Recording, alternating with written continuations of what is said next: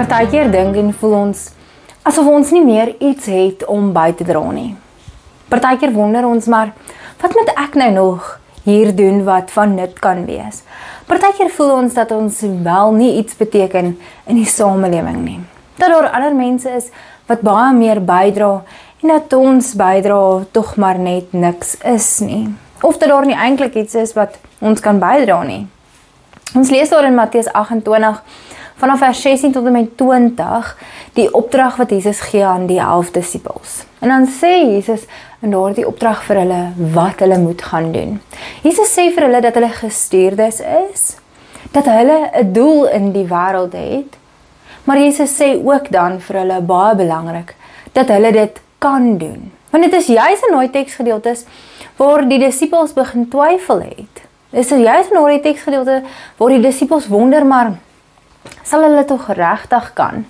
En die oomblik wanneer Jesus dit hoor, antwoord Jesus hulle met daardie gerigstelling. En Jesus sê vir hulle, in die hemel en op die aarde is alle mag aan my gegee.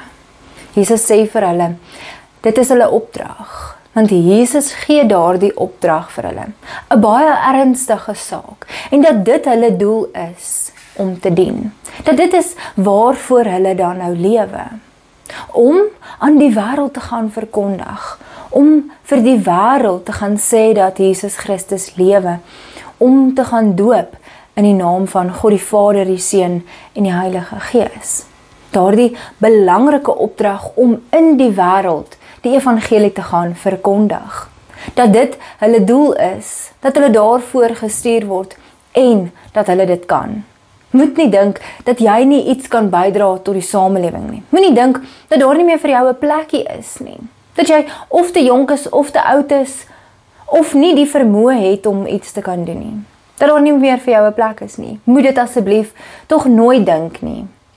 Maar hou eerder vas aan hierdie opdrag, want dit is ook jou opdrag. En Jesus sê vir jou, jy kan, jy is gestuur en jou doel in hierdie wêreld is om hierdie evangelie te gaan verkondig. Kom, ons gaan doen dit met vreugde en groot opgewondenheid hierdie week.